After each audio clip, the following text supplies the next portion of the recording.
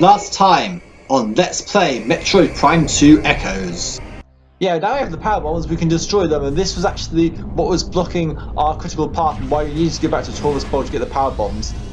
Top left or bottom? Let's go for bottom left. Okay, well, turn this round, then we got all those aligned. Oh, okay, we actually get the red ones aligned. I wasn't even going for the red ones, but that one there, one,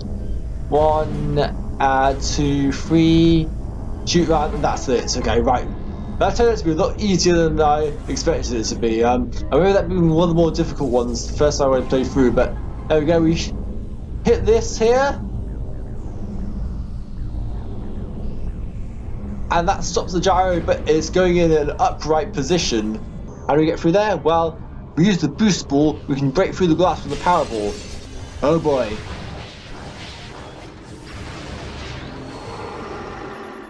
Dark Samus is here.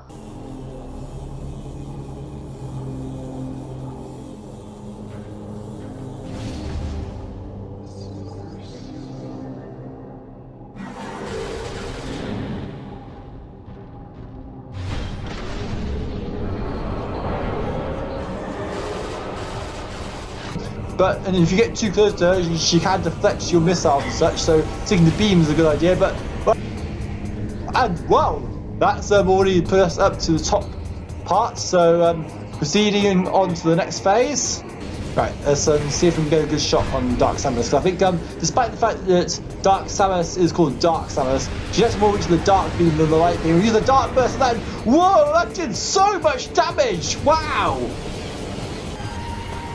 And that's it! Wow, the fight is already over. That was it. The Dark Burst is pretty insane against Dark Samus. Wow.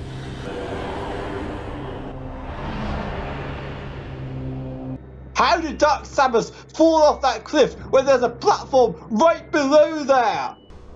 So now we're on top of the structure we were battling on before, and there's an upgrade. We have the Echo Visor.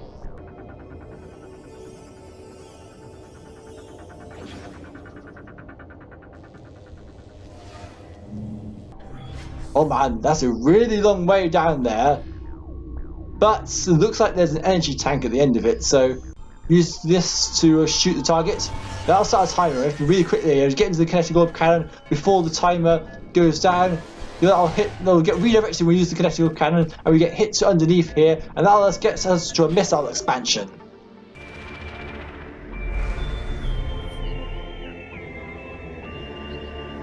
Hello, welcome back to Let's Play Metroid Prime 2 Echoes, where we have a funky new visor from the last part. It was admittedly a very short part because we absolutely demolished Dark Samus. This new power-up allows us to see sound waves. Now, going forward, we need to go down here and aim for this particular room here. We've already been in this room before, but I will go to it again, so I shall see you in just a moment when we make our way there. And if there's anything interesting in terms of the Echo Visor, I will update you on it.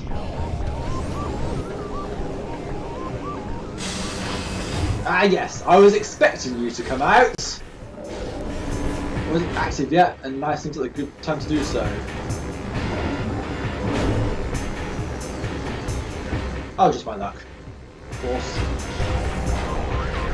Okay, if you want to know where to go from here to get to our location, we came back this way earlier when coming from Taurus Bog, but what you want to do is go through this door opposite from here in the main chamber from where we've been going previously. That will take us along the path that we took when we got a power bomb previously, so I shall see you in the room we need to be in. Okay, we're back in this room now, and we've got a few quads we need to deal with again. These guys have respawned.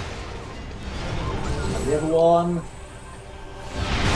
Nicely done. Right, now it's wait for them to the more difficult part.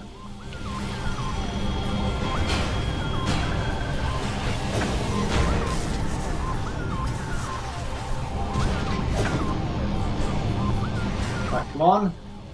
I think these guys are so close to falling out, so they know what they're doing here. And that will destabilize them and break underneath themselves. They fall apart, the music cuts out again. So now we have the means to progress here. before we do that, let's scan this lore here. Recording to logbook. Luminoff Lore Translation, Sanctuary Falls. Data transfers your logbook for further review. Our battered forces gathered in the Sanctuary Fortress to prepare for the inevitable siege there. They didn't wait long. Wave after wave of Ing assaulted the greatest of our fortresses, with one goal in mind, to seize the energy there. The Ing turned the machines of Sanctuary against our warriors, and soon all was lost. The energy of Sanctuary was taken by the Ing. Only one energy controller remained on Aether. Apparently everyone to those previously, so the latter stages of the Luminoff Tale. Anyway, so you may remember that there is a creature here. We always scan this as the Caretaker class drone, but I wanted to say you have to scan it. If you have not scanned this thing already, this is your last opportunity to scan it. What we want to do now, though, is switch the Echo Visor, because now we have it, we can actually do something about what's happening in this room. Got a few sound generators here. One here.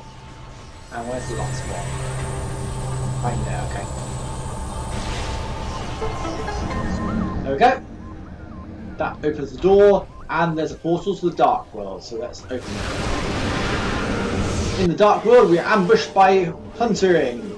It's been a while since we've seen these guys, back in Torvus Bog, or Dark Torvus Bog more like, but now in the Ing Hive, they're pretty much here now. Oh, there's another one nearby. We've got two Huntering. Right, let's see if we can deal with these guys. They're doing a fair bit of damage here. And phase out just at the wrong moment. Come on!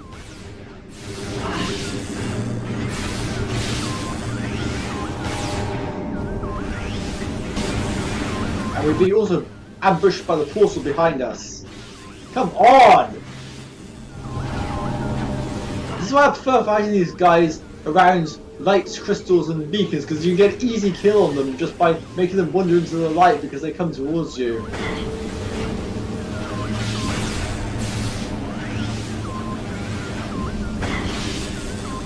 Man, these do so much damage! Wow! And we've not very light beam around, that's just great.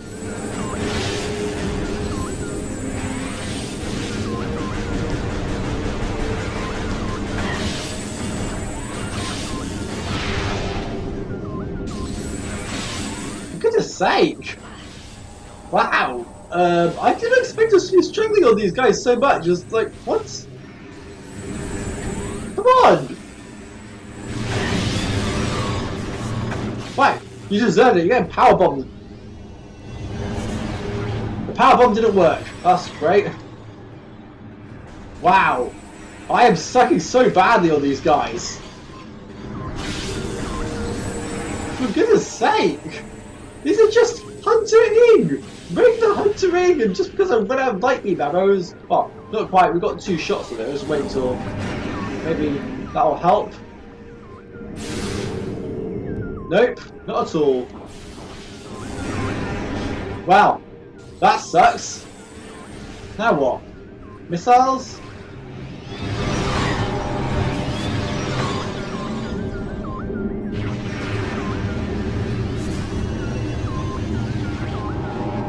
And the power bomb keeps missing again. Ah!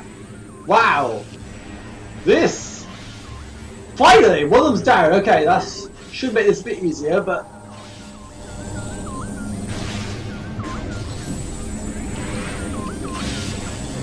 Right, this is pretty problem. I didn't realise Huntering was such a nuisance enemy for me, but apparently they are. Come on! This is taking way too long. Wow! This is having so much trouble on Huntering of all things. It's amazing what not having access to the light beam. Wait, we do have the light beam again. Maybe we can try it this time. Nope. Okay, well we got one. We have to play this tactically. I can't believe I'm having to do this against an enemy that we haven't really had too much issues against, but it's happening.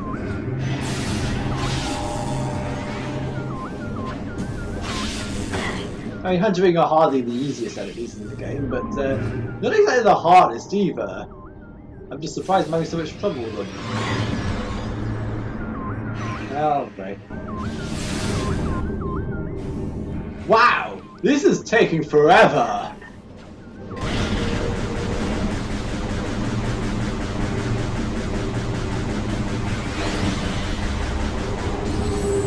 Well, it wasn't pretty, but at the end we measured it just by pummeling the regular power beam. Funny how things work out, really. Right, now we're finally taking care of that. We've got another Echo Visor puzzle in this room. We need to shoot some of these things. There's one here.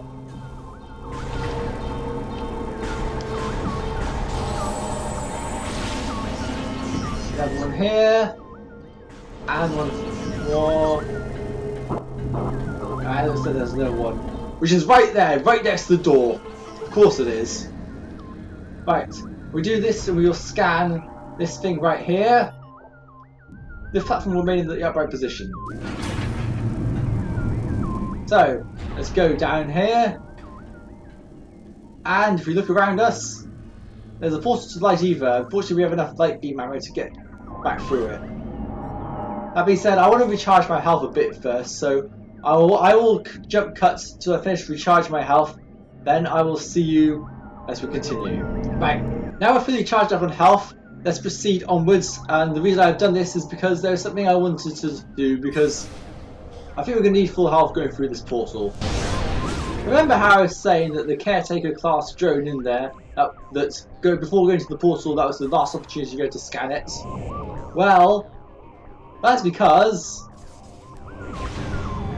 surprise, the caretaker class drone is a boss battle! This is the third multiple boss battle in this portion of the game we've had to face. We're the only Dark Samus has been the only non-multiple boss fight we've had to face, which is quite interesting. But anyway, what you'll do in this boss fight is use the boost ball, launch off the spiral tracks while hitting the red glowing things that are coming out of this caretaker glass drone. Once you do so, you have also to make sure you avoid these things because they all try and get in your way somewhat. Don't stay on the floor too long because it will electrocute you after a while. So, no. This thing was pretty hard, but then again I remember maybe because the last time I did it was on hard mode. So I did die a lot on hard mode when I was doing it on there, but maybe I'll get better luck this time. Nope, missed again. Okay. For some reason the directions on the analog stick are messing up when I go on the spider. Yeah, I mean, okay. Oh, when that thing pops up, you want to destroy it as soon as possible because that will advance and actually damage the caretaker class drone. I keep missing it. Maybe staying still at one point will help, but also I'm anticipating this is a multiple boss battle, so the nunchuck will probably fail at some point. That's what I'm thinking, especially when I'm trying to get back onto the platform. Come on. It's a relatively simple fight really at this stage, which is curious for a boss battle or things, but I mean, could you consider this a boss battle? Because it's a one-time only scan, you have to do it to progress in the game, but that's quite an injury. Anyway, onto phase 2 now you can see there's no more, there's gaps in between these, so it's a lot more difficult to hit where you need to go. Fortunately we are managing somewhat competently at this point. I missed what that one really. Just after I said we were being somewhat competent, I always manage to find some form of incompetency in everything I do. So, there we go. Right, let's wait a bit more. There we go. 2. The third one should pop up any moment now. Try and recover health when you destroy those things as well. It will help tremendously. Yeah, remember, the floor does electrocute you after you stay on it for a while.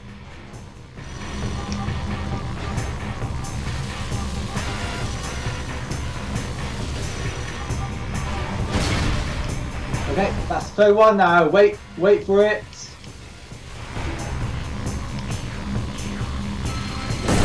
Yes! Predicted exactly when it would pop up, and now on to phase 3. Cool. I just put Boost on the other side because the spider will track upwards is over here. And phase 3.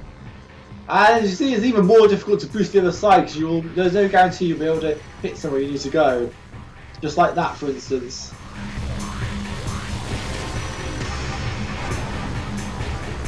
So trying to hit that thing is proving to be a lot more difficult in this phase. We got one of them. Missed the second one because I was going for the health more so. And wow, I can't believe I missed it. That was so easy to get and I completely messed it up. 2, get back on here. Nope. Missed completely again. And again. This. The nunchuck's playing up here significantly. I mean, is this a different kind of nunchuck for you? Because the analog stick is not moving how I expect it to.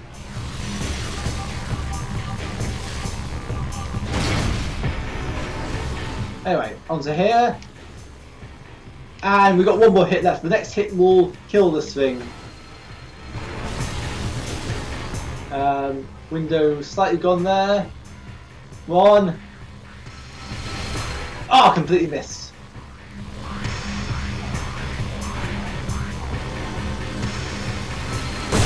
And there we go. That is the Caretaker class drone defeated. And our reward for doing so. We're not getting any power-ups to this boss. It's just the way to get forward. So sorry if you thought that was going to be the case. It's just allows us to go through this multiple passage and go down to here. That will unlock the door as well and allow us to progress onwards. Now, is there a way back through here? Because I feel like there should be, considering what we need to do in order to get here.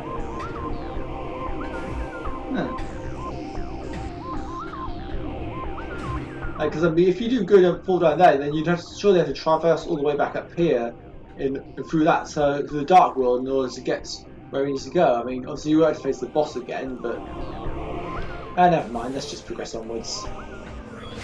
We go towards this, and we've been locked out. Structural analysis complete. This is an automated security barrier. Barrier blocks access to Kinetic Lock cannon. Sonic interface unit detection and barrier control suite. Looks like we use the Echo Visor for this. Fortunately, it's pretty easy. One charge shot opens it up, and we can now access this Kinetic Lock cannon. Oh, and hey, we're going to take a lift by Kinetic Lock cannon. The east side was a regular one, but the west side is significantly different. This shaft has obviously been repurposed. Now, before you progress any further, I would like to go down this way. We want to go into this one. You want to go to the left-hand side, then move to the middle, then right again, drop down here, and there's a missile expansion. Now that that's dealt with, we can go up here again.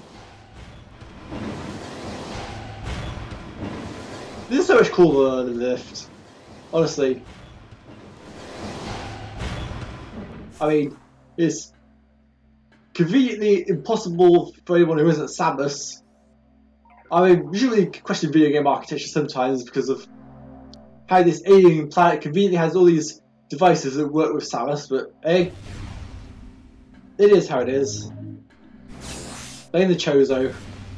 That's always the get out clause in Metroid for explaining anything in these games.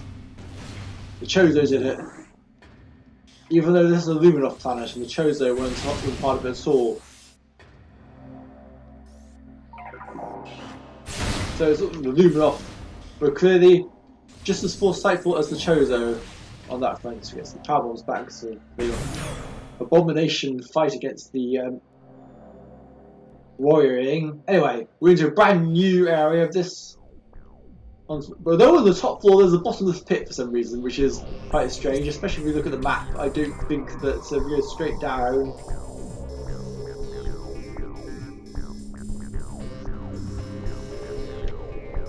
Yeah, but it doesn't make any sense because there's a floor below, so I don't know where this bottomless pit came from, but hey, what have you?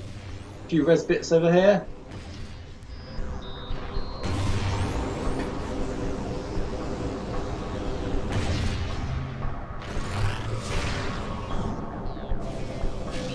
One destroy from long range.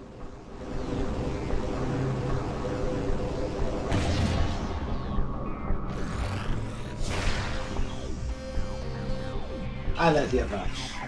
Right, so progress onwards. You want to jump onto these platforms. And jump off from here. Now, before I go any further and progress on the story, I want to go somewhere else. There is some Luminoth lore anyway, so we need to scan this. This is Twilight.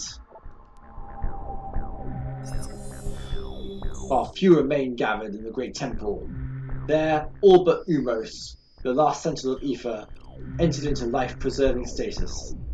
There they will remain, to be released once the Ingwer are destroyed, or to sleep wherever. His people safe, Umos prepared for the last terrible assault. In the silence of the Great Temple, he prayed for salvation, for deliverance from the terror of the Ing. And that was the last chronological Luminoth lore in the game, so anything we find more from here is going to be in terms of trying to build in previous areas, because I believe going to the logbook, into the lore section under Luminoth lore, the conflict section is finished. So we have first all the accounts of the war between the Luminoth and the Ing are finished. All that's left now is the history. We're missing one entry from the Golden Age. I don't know quite where that one is. And in terms of key bearer lore, we are still missing one of those there, but that one won't be too hard to get. You'll see what in the time. Okay, so we want to go up this way before we do anything else. Shoot this door. You remember what I was saying about how there was a long shaft and on the other side was an energy tank? Well, there is that energy tank.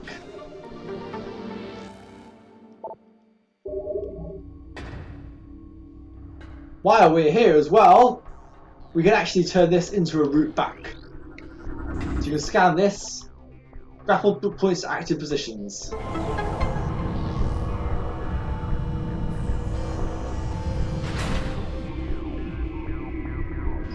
So now you can go back to the save points in the main gyro chamber if you wanted to, but I'm not going to do that. I'm just going to continue onwards and do more of what I want to do in this episode. So without further ado, let's move back through here and onto here. So the way forward, you want to use this spiderboard track right here. So okay, first I should probably what we're aiming for. There's a door over this way, and it has a portal to Dark Aether behind it. We need to solve a spiderable puzzle in order to unlock this door and progress onwards. And if you look up, you might be able to see a morph ball bomb slot right there. So that's where we're aiming for. Or that's, at least that's where we will be aiming for in the long run. But there's actually something else we can get while we're here.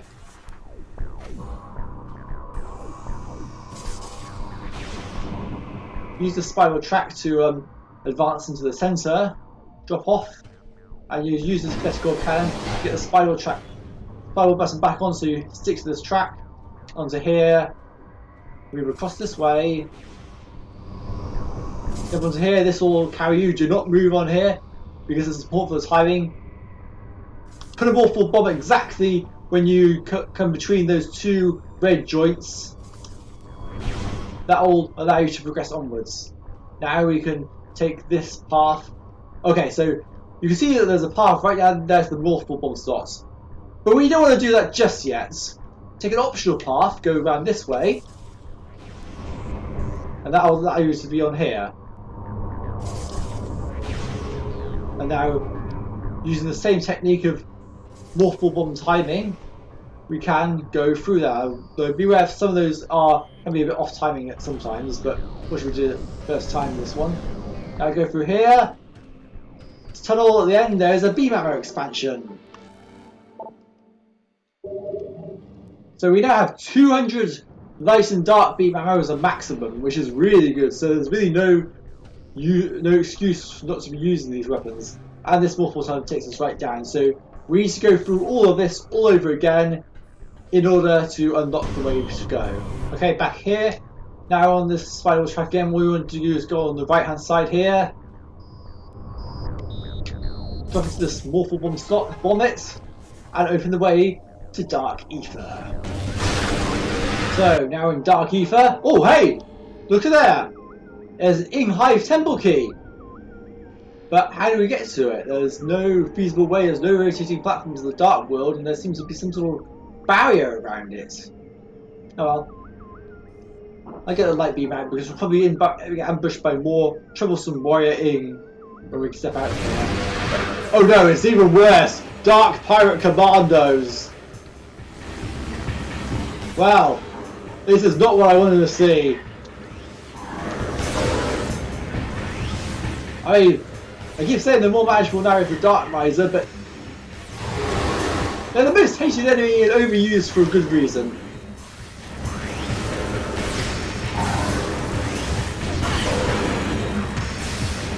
I get this game was made in a relatively short frame of time, so they probably.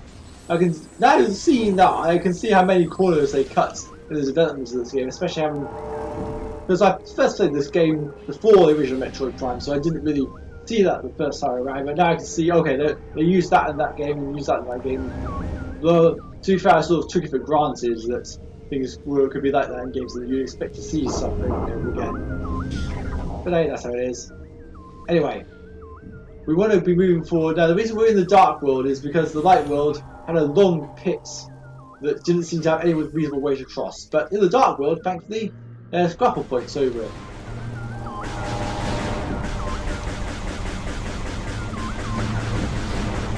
But we do want to get rid of all these first because Dark Creeds can kind of get in the way, especially when the grapple beam is a thing.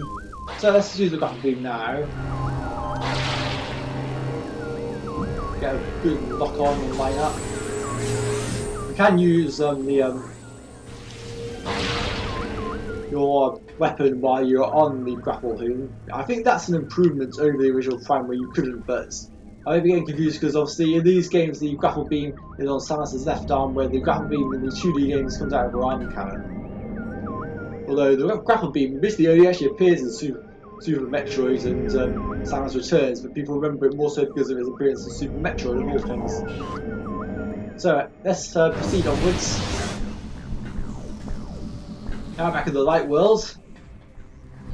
In the room where I said about a Big Chasm, I'll prove to you why. Yeah, there was no way we were going to cross that very easily at all. Sorry, robots. Oh, they did nothing wrong. Why am I even bothering them?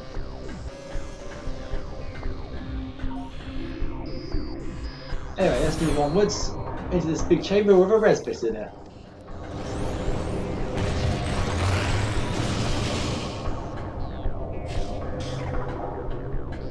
Now we move on. Oh! That doesn't look like a regular power-up by any means. Structure analysis complete. This is a Luminoff Vault Chamber, also composed of numerous super alloys, all of Luminoff origin. No known weapon system can destroy this structure. Oh, look at here. We have something in there. It's Death Battle's father! Oh my goodness. We have to save Death Battle's father. He has been wrongly incriminated due to the popularity of his son. Right, let's do that. Let's use this bomb slot to break him free.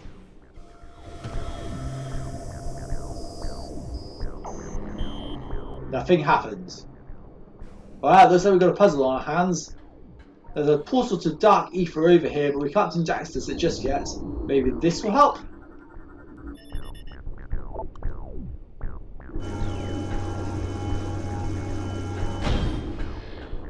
Okay, let's cross this bridge. Shoot this open and travel to Dark Ether. Now we're in Dark Ether, we can start making our way across these. Oh, War Wasps have appeared. But these are no regular War Wasps. Get your scan visor out immediately and scan these guys. These are Dark War Wasps. Darkling possessed aerial hunter. Sturdy insect gained straight from in possession. It retains the ability to fire blasts of energy. Vicious and swift, the War Wasp is a prime target for young Ing, eager to join the war effort. They appreciate the flying speed and numerous attacks the insect possesses. If they prove they are better than the War Wasp, he and Ing often graduate to the control of larger, deadlier creatures.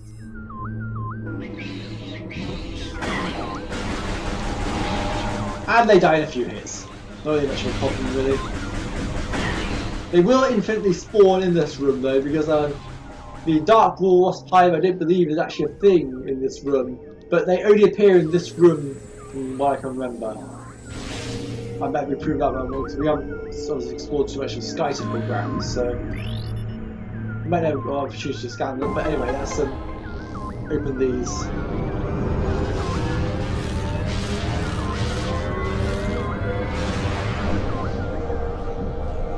Go back to Light Ether, and now the puzzle begins. Well, I say puzzle, there's not really much of a puzzle. I think the main difficulty I had is the fact that there are res bits there, and I used to find res bits hard, so...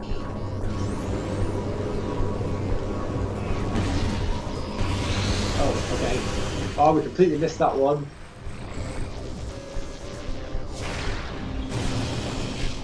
And it's been destroyed. Right, so what you want to do is to go up here. Transform in. Right, should I scan this archway first? Structural analysis complete. Moving off laser targets aim with a spinner system. You've been given access to the spinner control system. So let's transform into a morph ball and turn this around. Jump across to this platform here. And this bit of a shield just as we were going across to it, so we have to jump all the way around and fall off the platform completely. And again, wow.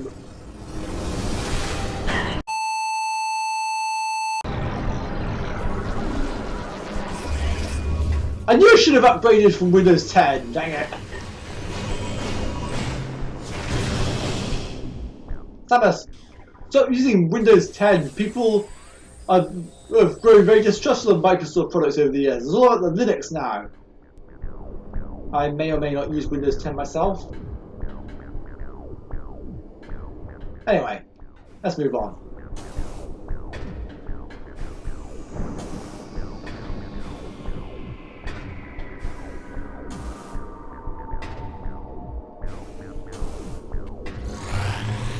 Another res bits who looks pretty cool in the Echo Visor, admittedly.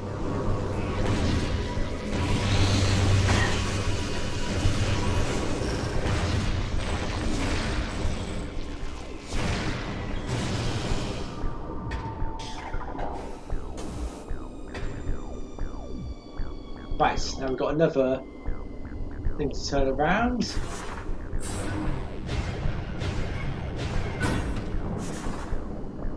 Also, you can scan these again, and that will show that they are locked now. Wrong button. Get the dark beam out again so we can prepare for the res bits. Wait for the shield to go down because that was problematic on the other side.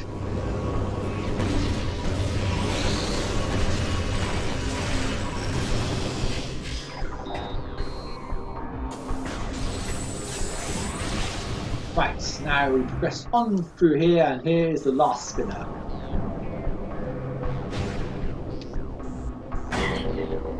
Well, that was stupid. Where are we? Right where we need to be. So now we've turned all those rounds, we need to head back to the centre, but we do need to go back through the Dark World in order to get there.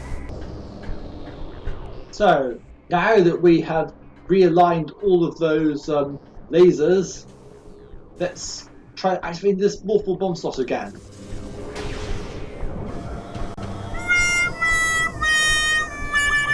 And this time it didn't work. Right, be right back. As I thought, I completely missed this one right here. Right, now let's try this again. Okay, that's better. So now this will actually lift this up, detach this, and we have access to our power up. So let's collect this.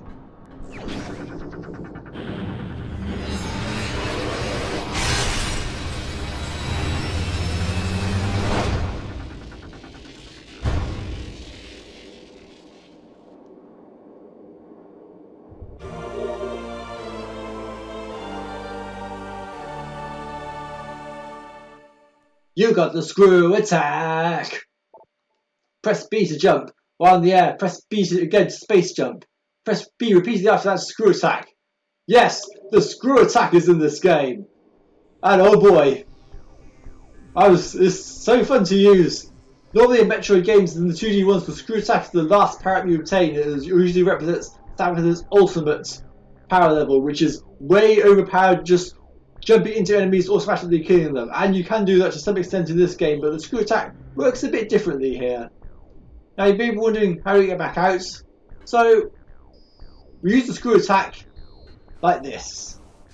The camera zooms out and we can screw space jump across. So they sort of combine the screw attack and the space jump into one power up, which is pretty cool. I mean, we kind of have the space jump boots, but the space jump is something entirely different. So now we could take a portal back through to Dark Ether, but in fact, there's a much easier thing we can do now. We can make this gap. Yes, I know it's such a huge gap, but we can actually make it because of the screw attack. It's ridiculous. So now we move back into this room, and there are space pirates in here.